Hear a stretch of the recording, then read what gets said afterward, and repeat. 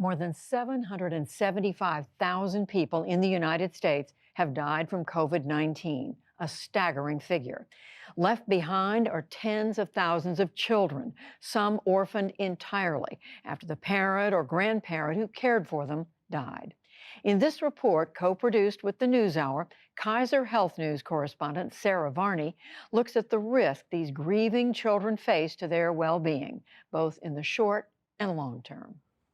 I think the little boys don't really have a concept of what's really happening, what really happened, because I think they keep looking for him. Hey, boys. Betty Hamilton says her 5 grandchildren still haven't accepted that their dad died suddenly of COVID in August. Kobe.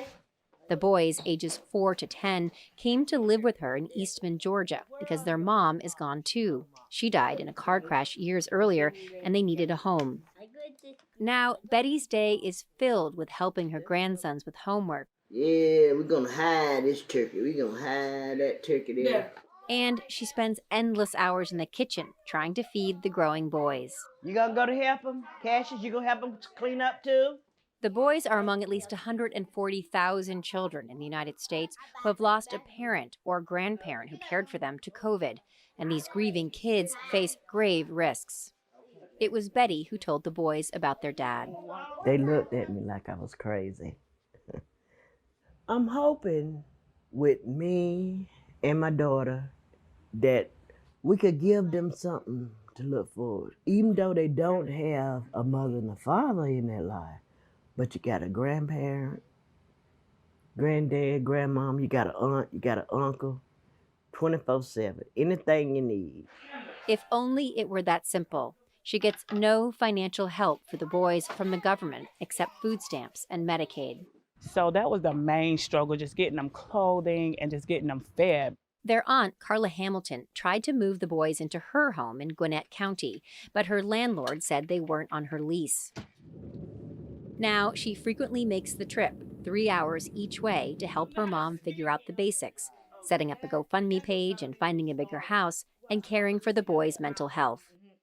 How are they feeling? Talking to them. I didn't want, death is sad, regardless, and then just losing their mom, I didn't want them real depressed or anything. So we tried to talk positive, tell them positive things about how everything that was going around, keep them happy and hopeful, and not looking at it like, oh, this is another bad thing that's happened to us, our mom and our dad. What are we going to do that to? Oh, I bet we could put a mush there. Cash is 4 and sometimes acts out at preschool.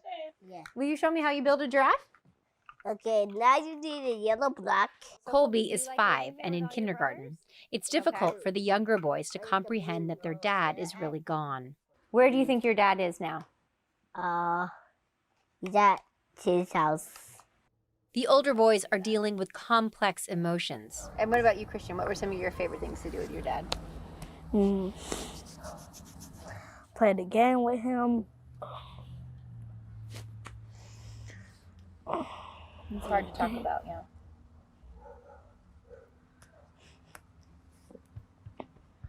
It's okay, Christian. Draw with him. It's your mama's birthday. Even though there are so many families and kids left to grieve on their own, there is no concerted government effort to help them or even identify them. There are organizations across the country that help grieving children, but they are few and far between, and often not well known. So introduce yourself, introduce your family, and introduce who died in your life. At Kate's Club in Atlanta, surviving parents, caregivers, and kids come together to grieve and to learn healthy ways to cope. So this icebreaker is just going to kind of get us thinking about our grief. Kids who've lost a parent or caregiver to COVID come from all backgrounds, but there are stark differences. 1 out of 753 white children have lost a caregiver, compared to 1 out of 412 Hispanic children, 1 out of 310 Black children, and 1 out of 168 American Indian Alaska Native children. It was pretty amazing. Compared to kids who have never lost a parent, bereaved children are at significantly increased risk for lower self-esteem and poor academic performance. They're at greater risk for death due to illness, suicide, drug abuse, and violent crime. Hi. Wow. 10-year-old London McBurney and her mom, Lori Clay, started coming to Kate's Club after London's dad, Joel McBurney, died of COVID in August at age 46. Processing grief in the time of COVID is complicated. Some children feel guilty for infecting a parent. Others, like London, are angry that their parent didn't get vaccinated or wear a mask. And do you find when people don't wear their masks, does that make you mad? Yes, because it reminds me of of Daddy not wearing his mask at the last soccer game, and I told him to put it on, but he said he would put it on, but he never did. So, and then that's when I got mad. The pandemic is far from over, and with every surge of COVID-related deaths, there are more and more children left behind to deal with the consequences in their own lives. In the United States, the original figure we thought was about 120,000. We think that is now closer to 175,000. Charles Nelson co-authored a study in the journal Pediatrics that estimated the number of children who've lost a parent or caregiver to COVID. He says without interventions, these kids face serious risks. There's the issue of unresolved grief, that is, the depression isn't treated and it becomes a persistent form of depression. So this could affect them for the rest of their life. These stressful events can be biologically embedded, so their physical health could also suffer long term. But Nelson says there's more to it.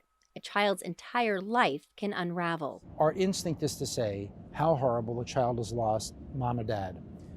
What we're not really thinking about is, so what will that lead to? It could lead to the loss of income. It could lead to food scarcity. Children could lose their home. They could wind up living with a relative they don't know. They could wind up in foster care. There could be impacts at school. Kids could make fun of them. And so eventually all of those things can pull the rug out from underneath the child and make the loss of a parent that much worse. How are you liking the bigger ball? Camille and Mallory Dunlap of Elyria, Ohio, have felt those ripple effects.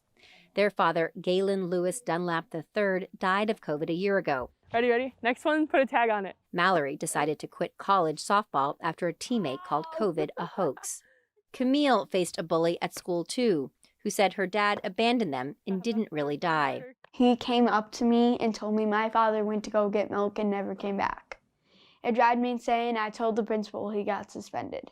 Yeah, people just call me Camilla now. Both girls were home when their dad died in their parents' bedroom. He was here. Their mother, Julie Wallace, tried to revive him with mouth-to-mouth resuscitation, and Mallory called 911. Nearly a year later, Mallory is struggling to stay on course. There's definitely days where it's better. I can focus really well, I can get good grades, and there's always that sense of like, yes, good job, and I can study and I'm good. But then there's also the other days where like nothing seems like it's gonna go right. It feels like there's a big cloud over my head and it's raining and it's not gonna work. So this is where they would bring in the big trucks? Mm-hmm. Yep. With the sudden loss of Lewis's income, he had helped run a truck repair shop considered an essential business at the height of the pandemic. Julie now has to pay the monthly bills, find health insurance and therapists, and put her girls through college. She is entirely on her own. We demanded these essential workers go to work, and they did, and they died. It's just like, okay, sorry, we're moving on. And meanwhile, all of the families are drowning. Okay, this is when we need Dad. Experts say that if these kids and their families continue to be left on their own, the deaths of their parents will be felt for generations to come. For the PBS NewsHour and Kaiser Health News, I'm Sarah Varney in Elyria, Ohio. Come on, Waldo, go straight.